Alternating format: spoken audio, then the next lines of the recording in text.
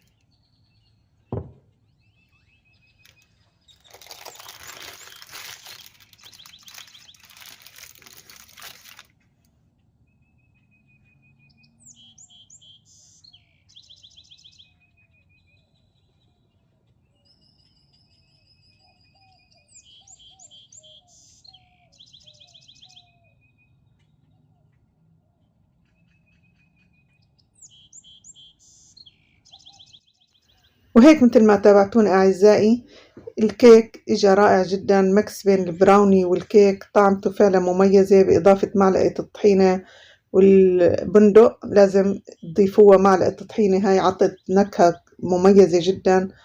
والطريقة مثل ما شفتوا سهلة كتير. وإذا شايفين الفيديوهات اللي عم نقدمها بتستاهل الدعم، ياريت الضغط على الاشتراك واللايك وتفعيل الجرس، هذا أكيد بشجعنا نقدم لكم كل شي جديد وسهل وسريع. وشكرا كتير لحسن المتابعة، وبشوفكم فيديوهات جديدة مع كل جديد، والصحة والعافية للجميع، وبأمان الله.